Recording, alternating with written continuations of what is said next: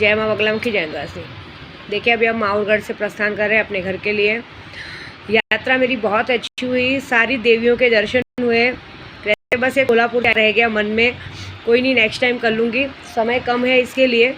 ये तो मैंने सोचा था शुक्रवार है माँ कोल्हापुर का भी दर्शन हो जाता तो मतलब एक लेकिन नहीं रह जाता, क्योंकि सारी देवियों के दर्शन हो गए। मतलब महाराष्ट्र की जितने देवी, एक सप्तशृंगी का है वो तो वहाँ से जाके हम करेंगे, ऐसा तो बाद में कर लूँगी। ये फिर यहाँ से जाने के बाद मैंने सबसे पहले सोचा पावागढ़, क्योंकि मैं इतनी बार जाती हूँ अपनी माँ के पास राजस्थान, तो पावागढ़ के रास्ते से ही आती हूँ। तो इस बार वहाँ जाना ज़रूर सोचा है। मालूम है बहुत ऊपर है, मुझे पता नहीं चढ़ने देंगे कि नहीं, लेकिन कहते ना कि भक्ति में शक्ति है, ऐसी बात है। देखिए मैं आपको बता रही हूँ कि काम मेरा बहुत अच्छा हो, जिस काम से मैं आई थी वो काम मेरा पूरा हो चुका है।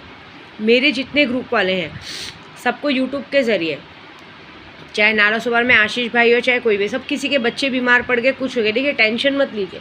मैंने आप लोगों को काम बखूबी बहुत अच्छा किया है। होली तक सबको संभालना पड़ेगा। दूसरी बात, क्योंकि होली के बाद आप लोगों की गिनती करोड़पतियों में होने वाली है। थोड़ा सब्र, कहते हैं ना सब्र का फल बहुत मीठा होता है। जो काम विद्या देवी ने किया उस पर भरोसा रखिए, क्योंकि मैंने जो काम किया है वो कोई नहीं कर पाया आज तक। बहुत सारे लोग सुल्तान जिन लिए, मैं क्या कितने लोग सुल्तान जिन लेना चाहते हैं, करना चाहते हैं। मैंने बहुत सारे लोगों को देखा है, जैसे मारवाड़ी, गुजराती या कोई हो हरियाणा वाले, ये लोगों को काम चाहिए, देखिए पैसे नहीं देने। पैसे के नाम पे लोगों को ये लगता है कि पैसा देंगे तो कैसे चलेगा। मैं बोलती हूँ आप लोगों को क्या लगता है, यहाँ पे आप लोग 1.5-2 लाख की शक्ति लेते हैं और यहाँ से आप लोगों को 20-25 लाख का फ़ायदा, तो कोई मेरे घर में या कबाड़ पे पैसा नहीं पड़ा है। ये शक्तियाँ आपके नाम से, जो शक्तियों को जब शक्तियाँ लेते हैं तो शक्तियाँ आपके नाम पे डिसाइड करते हैं। भाई आपको पता है, कोई मेरे पास आया है 1.5-2 लाख की शक्ति ले, बाद में उन लोगों ने 25-30 लाख रुपये डाल दिए। क्यों? क्योंकि शक्तियाँ उनके लिए डिसाइड कर दो, शक्तियाँ उनका रास्ता खुलती है। फिर उनको अभी होली के बाद कितने लोगों को कम से कम बहुत 2500 करोड़ का फ़ायदा होने वाला है। देखिए तो भी कितने लोग मुझे क्या कहते हैं मालूम है, माँ हम बहुत गरीब हैं, हम दुबई में आ गए, यहाँ आ गए, हमारे पास पैसा नहीं। एक बात बताइए, ऐसे बोलने से क्या मैं आप लोगों को पूजा करके दूंगी? मैं एक पार्ट टाइम, चलो मैं देखो मंत्रों के ज़रिए आपका काम कर सकती हूँ, ठीक है, चलो आपको शक्ति चाहिए, हम मंत्रों के ज़रिए शक्ति दे देंगे, लेकिन आप लोग उसके पीछे का फ़ायदा देखते हो।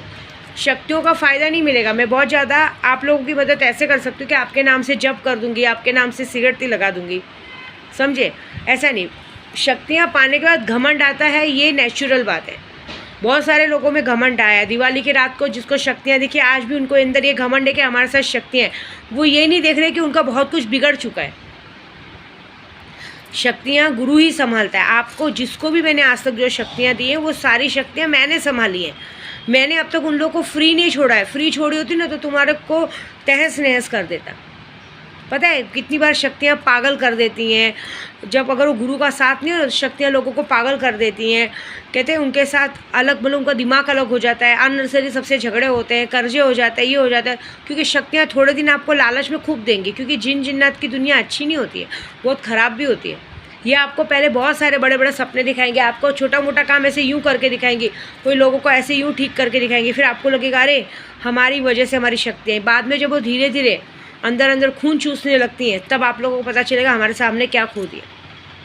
इससे गुरु से चतराई नहीं करनी चाहिए। देखो मैं भी, मेरी भी गुरु है, मैं अगर कभी उनसे नाराज़ हो भी जाती हूँ किसी कारणवश, मेरा नाराज़गी एक ही बात का है, उनका एक कहना रहता है कि बार बार वो ले दे के हमेशा मेरे परिवार पे आ जाते हैं, मेरे प्रदू पे आ जाते हैं, मेरे बच्चों पे आ जाते हैं, वो मुझे नहीं पसंद है। देखो हम कमाते हैं अपने परिवार और अपने बच्चों के लिए। अगर हमारा परिवार, हमारा बच्चे उसे खाए, वो नहीं खाएंगे तो क्या बाहर वाला आके खाएगा? नहीं ना, वो उनकी चीज़ है, वो खाए। कोई मुझे ये आइडिया देता है ना, चाहे कोई भी हो, अगर मुझे कोई ये भाषण देता है ना कि आपने सर पे चढ़ा लिया है, ये खा रहे वो खा रहे, तो मुझे कहना है कि आपको क्या प्रॉब्लम है?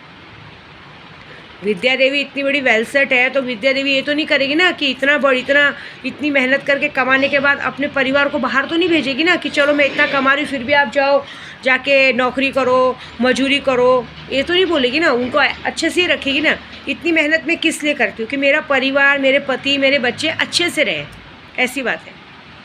तो ये भाषण नहीं शोभा देता है किसी को भी, समझे? सब अपनी अपनी मेहनत का खाते हैं। इसी बात से मेरी गुरु से भी मेरी नाराज़गी हो जाती है, लेकिन मैं उनसे घमंड नहीं दिखाती हूँ। मेरे पास कहीं से भी कुछ पूजे का पैसा आता है तो पहले मैं उन्हें भेज देती हूँ कि भाई रखो, आप टेंशन मत लो, नाराज़ मत हो, ऐसी बात है। लेकिन कितने लोगों को ना थोड़े में पेट नहीं भरता, सबको पूरा भर के चाहिए। ऐसा नहीं होता है। आदमी पूरी मेहनत करेगा, खाना वो खुद, खेती खुद करेगा, अब एक बताओ, एक बंजर ज़मीन पे इंसान खेती करता है, चलो आप उसको सपोर्ट करते हो, अच्छी बात है, खेती करता है, मेहनत करता है, अनाज उगाता है, अनाज को पिसवाता है, खाना बनाता है, उसके बाद आप ये एक्सेप्ट करो कि सारी मेहनत किसान ने की और वो आपको बैठे बिठाए सिर्फ आपने उन लोगों के लिए पूजा पाठ किया, तो उठा उठा के पूरा का पूरा अनाज का आधा हिस्सा आपको दे दे। यहाँ तो आधा भी नहीं चाहिए, यहाँ तो पूरा चाहिए, यहाँ तो 60-40 का हिसाब देखा जाता है। लेकिन मैंने आज तक जिनको सिखाया, मैंने उनसे कभी ये सब लालच नहीं रखा है, ऐसी बात है। इससे बस मैं किसी से नाराज़ हो जाती हूँ, लेकिन कभी मैं उनसे उनके बराबरी में जाने की कोशिश नहीं करती। कुछ लोग हैं मेरे साथ भी, जो लोगों को मैंने सिखाया किया, लेकिन उनको ये घमंड आ गया, मैं उन्हें बचाने को देखती हूँ, क्योंकि मुझे पता है शक्तियाँ कितनी बेकार। और सुल्तान जिन, बाप रे, वो तो बहुत बेकार है। मैंने हमेशा देखा है, अगर आप उसके सामने मेरे लिए मन में बुरा सोच रहे हो, तो वो सेम टू सेम वो आपके घर में कुछ ना कुछ ऐसा कर देगा जिसमें आपका दिमाग दिल काम करना बंद कर देगा। और कुछ लोगों को दिवाली की रात को जो शक्तियों ने दर्शन दिए और अभी तक जो घमंड है ना, वो सारा घमंड होली की रात को ख़त्म हो जाएगा। कुछ ना कुछ होगा, ये देख लीजिएगा। मैं बड़ी बात नहीं कर रही हूँ, मजाक में मत लीजिए। हो सकता है आपके घर में किसी की जान चले जाए, आपकी जिस चीज़ के लिए आपने पूजा कराई वही चीज़ आपकी उल्टी हो जाए। अभी मेरे पास कितनों ने अपने बच्चों के लिए पूजा करवाई है, कितने पति के लिए पूजा करवाई है, कितने घर के लिए पूजा करवाई है। हो सकता है सब उल्टा हो जाए, वो चीज़ ही ना रहे, क्योंकि शक्तियों को ये बिल्कुल बर्दाश्त नहीं कि देखो मैं आका हूँ उनकी, मैं मालिक हूँ, आप नहीं हो। आप उनको जैसे भगवान के सामने हम वकील है और वकील के लिए आप लोग हमारे सामने सवाली हो, तो वो आपके लिए वो सवाल, आप उनके लिए सवाली हो। जिन्नात की आका मैं हूँ, मतलब मालिक मैं हूँ, आप नहीं हो। आप तो उनके लिए सवाली हो। वो आप विद्या माँ से जुड़े हुए हो, इसलिए सुल्तान जिन आपकी मदद करता है बस। लेकिन जब आप सुल्तान जिन के सामने हुक्म रखोगे, हक रखोगे और ये बोलोगे कि हमारा ये काम करके हम ये देंगे वो देंगे, और उसके बाद उनकी आका को मान सम्मान नहीं दोगे। मुझे कोई मान सम्मान नहीं चाहिए, लेकिन मुझे ये तो चाहिए कि कम से कम आप जब उस जिन्नात को अगरबत्ती सिगरेट लगाते हो तो 2 अगरबत्ती मेरे नाम पे लगनी चाहिए। मैं भगवान नहीं बन रही, एक बात बता रही हूँ। जब गुरु होता है, अभी मेरी गुरु है कैसी भी, लेकिन मैं सुबह सुबह सबसे पहले उठ के अपने गुरु के नाम पे 2 अगरबत्ती और बत्ती लगाती हूँ, तब हम आगे बढ़ते। जब तक हम गुरु की पूजा नहीं करेंगे, आगे किसकी भी पूजा करेंगे, राक्षस पे चली जाएगी। मेरे कामाख्या के दीक्षित पंडित जी हैं, मैं उनके नाम पे सुबह पहले अगरबत्ती सिगरेट लगाती हूँ, मेरी माँ के नाम पे लगाती हूँ, उसके बाद में आगे की पूजा करती हूँ। तो अगर आप गुरु को ही मान नहीं देंगे और अपने आप को करेंगे, क्या होता है, शक्तियाँ आने पे तो घमंड आता है। रावण को घमंड आ गया तो हम तो कोई नहीं है। जब शिवजी ने उन्हें आशीर्वाद दिया था तो रावण को इतना घमंड आया था कि उन्होंने पूरा कैलाश पर्वत सर पे उठा लिया था। जबरदस्त मिला था, क्या मिला बाद में। घमंड, अपने काम में घमंड नहीं आना चाहिए। घमंड आने का मतलब बहुत बेकार होता है, ऐसी बात है। अब ये काम्या सिंदूर में लगाती हूँ, इसकी मीनिंग आपने नहीं देखी। हमारे शिंदे सर जी हैं, साहब जी, आपने देखा होगा हर फोटो में जब से वो कामाख्या से आए हैं, मुख्यमंत्री बने, उसके बाद उनके माथे पे तिलक रहता है। बहुत कम लोगों ने नोटिस किया कि ये काम्या सिंदूर लगा के घूमते हैं। लेकिन एक और बात है, काम्या सिंदूर लगाने से हम दुनिया को वश में ज़रूर कर सकते हैं, लेकिन हमारी गलतियाँ नहीं छुपा सकते। हम जो गलतियाँ कर रहे नहीं छुपा सकते, क्योंकि हम जो करते हैं अपनी, अगर हम अपनी मेहनत का खाएं तो उसे कहते हैं अपना। लेकिन अगर हम किसी और का खाया हुआ चुराए, किसी और की कमाई पे नज़र रखें कि वो चीज़ मेरी होनी चाहिए, तो ये एक दोगलागिरी होती है। फिर हम अपने माँ, अपनी परवरिश पे, अपनी पैदाइश पे हम गाली देते हैं। ऐसी बात है कि हमारे बाप में दम नहीं था कमा के खिलाने का, इसलिए हम लोग दूसरों के बाप के कमाई पे ध्यान दे रहे हैं। मैं सबके लिए बोल रही बात कि कभी भी अगर आप कुछ भी करते हैं अपने दम पे करिए। आप दूसरों की प्रॉपर्टी पे, दूसरों के संपत्ति पे नज़र रख के अगर आगे बढ़ेंगे, जीवन में कभी आगे नहीं बढ़ पाएंगे। मैं सच बोलूँ, मैं इतनी बड़ी ज़रूर हो गई, लेकिन मेरे माँ बाप की प्रॉपर्टी पे, इस पे मैंने कभी नहीं रखा। मेरा मानना ये है कि मेरे हाथ पैर में दम है, मैं अपने बलबूते पे अपनी प्रॉपर्टी बनाऊंगी, अपने बलबूते पे अपना सब कुछ करूँगी। मैंने अपने बलबूते पे सब कुछ किया है। मैं किसी की प्रॉपर्टी या किसी का सामान देख के कभी नहीं वो करती हूँ। मुझे ये पता है कि मैं क्या कर सकती हूँ। मुझे किसी से भीख मांग के खाना पसंद नहीं है, किसी का फ्री में दिया हुआ पसंद नहीं है। मैं अपना भले दाल रोटी खाऊंगी, लेकिन अपने पैसों से खाती हूँ, क्योंकि उसमें एक सुकून है, उसमें एक अपनापन है। भले विद्यादेवी रेंट पे रहती है, 60-70 हज़ार भाड़ा भरती है, लेकिन वो सुकून है कि मैं भाड़ा भर के एक शान से, इज्जत से रह पा रही हूँ, किसी के भरोसे रहने का नहीं। ऐसी बात, तो अपने भरोसे रहिए, क्योंकि अगर आप किसी के भरोसे रहेंगे ना तो ताने ही सुनने मिलेंगे और कुछ नहीं। ऐसी बात।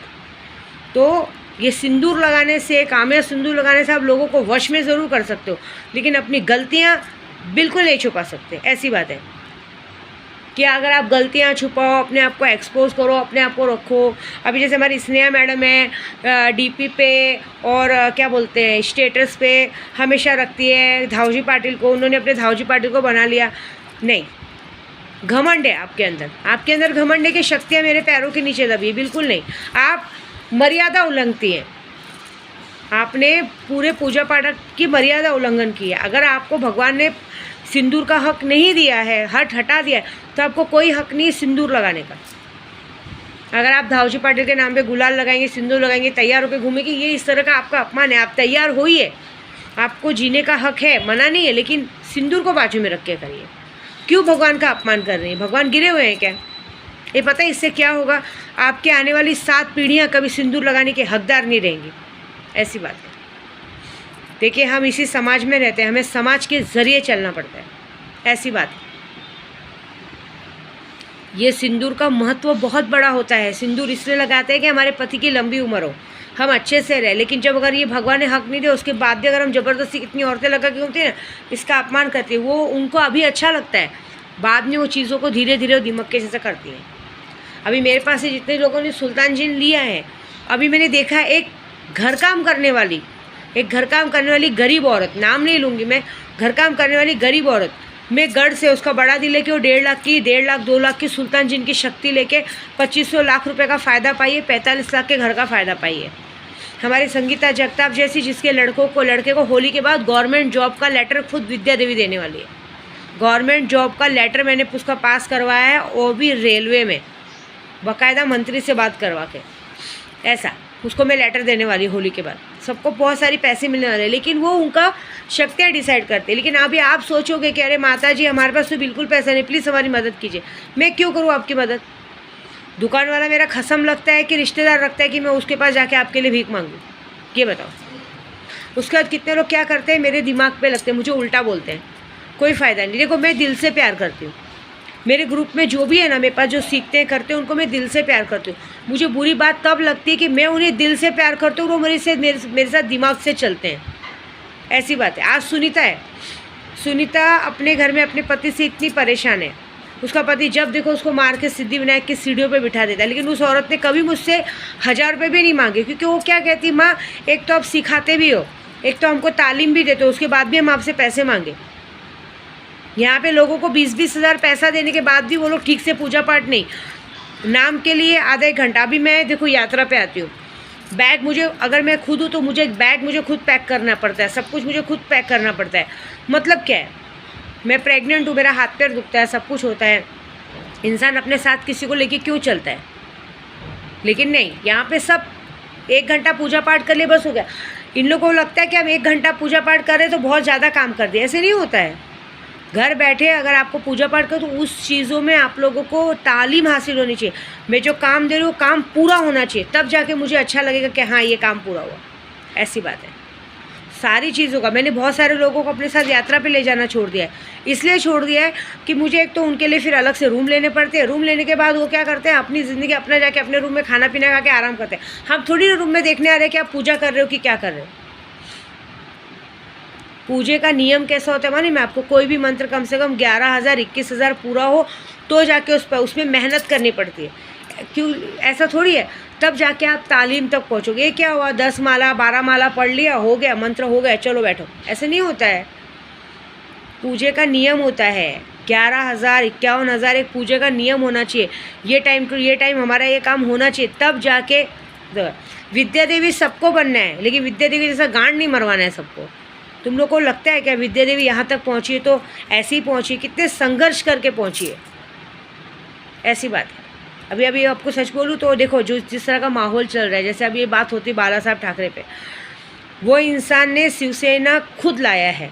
शिवसेना कोई पार्टी नहीं थी पहले, उन्होंने खुद शिवसेना लाया, खुद खड़ा किया, खुद हिंदुत्व लाया, खुद खड़ा होकर बताया कि हम महाराष्ट्र हम महाराष्ट्र में रहते हैं, हमें महाराष्ट्र में रहने का हक है, किस तरह रहना चाहिए, है ना। लेकिन आज क्या कर रहे हैं लोग, उन्हीं के नीचे के लोग अपने गुरु का खुद का अपमान करके उनको आज बेईमान को कर रहे हैं।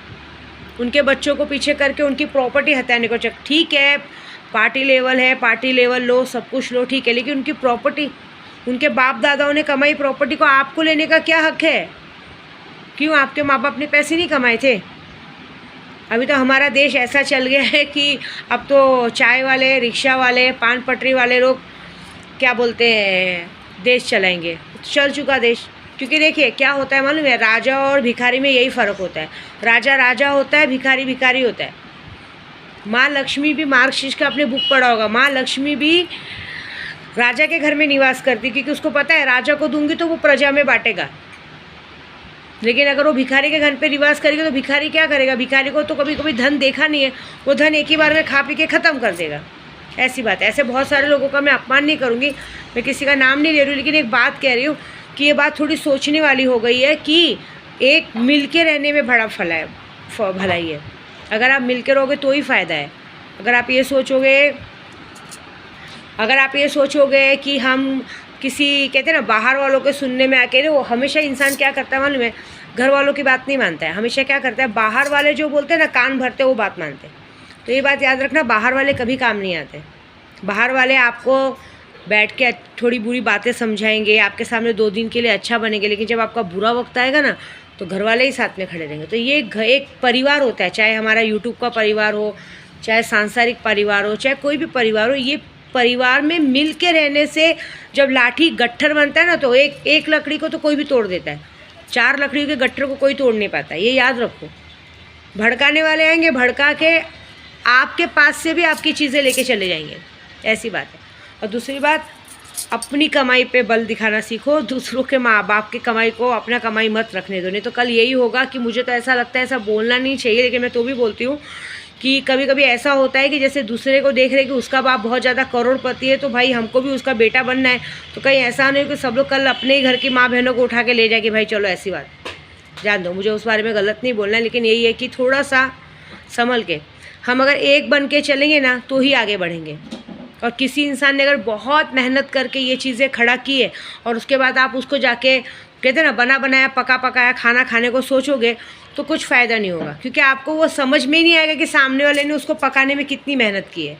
कहते हैं ना, किसान को पहले बंजर ज़मीन को हल जोतना पड़ता है, फिर उसमें अनाज डालना पड़ता है, फिर वो साल भर वेट करता है, अनाज उगता है, फिर अनाज को साफ़ करना पड़ता है, फिर चक्की में जाके पिसाना पड़ता है, फिर उसको तैयार करके फिर खाना बनाता है। इस पूरी प्रोसीजर में पूरा साल बीत जाता है।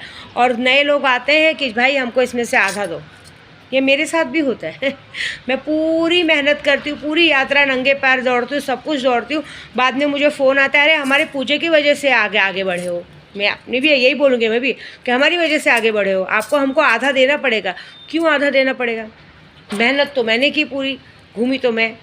ये होता है सब में, बैठे बैठे, मतलब आदमी बैठे बैठे सिर्फ एक सीक्रेट अगरबत्ती लगा दिया तो बोलता है अरे हमने पूरा करके दिखाया। ठीक है, आपने हमको पीछे से सपोर्ट दिया, मोरल सपोर्ट दिया, अच्छी बात है, लेकिन उस बात का एहसान जता के बार बार बोल के ये गलत काम मत करो।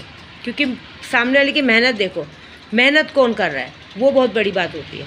ऐसा तो बस सुल्तान जिन जिसने लिया है लो, बल्कि लेकिन ये मत मेरे को मैसेज करो कि माँ हमारे पास पैसा देने के लिए बिल्कुल नहीं, ये नहीं है। तो माँ के पास भी नहीं है भाई। अगर माँ तुम ऐसे करने लगी तो माँ ये कर सकती है कि तुम्हारे लिए जब कर सकती है तब कर सकती है। शक्तियों और शक्तियों के पीछे का फ़ायदा नहीं दे सकती, क्योंकि शक्तियों के पीछे का फ़ायदा मुझे सुल्तान जिन देता है। मेरे घर में नोटों का खजाना नहीं भरा है भाई, मैं भी आप जैसे एक आम इंसान हूँ। मुझे पूजा पाठ करने आता है, नॉर्मल तो लोगों की तरह घूमना फिरना आता है। कहते हैं ना, जहाँ भजी पाव मिलता है ना, वहाँ खड़े होकर भजी पाव और चाय पीना आता है। बड़े बड़े 5 स्टार होटल में खाना खाना नहीं आता बाबा। तो पैसा दो, तमाशा देखो, शक्तियों को लेना है, पैसा फेंको, तमाशा देखो, मेरा काम है करके दिखाना। कैसा भी आपका दुश्मन हो, ऊपर पहुँचाने का दम है, कैसा भी लोग हो उसको थूक चटाने का दम है, कैसे भी भिखारी हो उसको करोड़पति बनाने का दम है। ये सारा दम मेरे अंदर है, लेकिन आप लोगों को पैसों का खेल खेलना पड़ेगा बस। जय माता दी।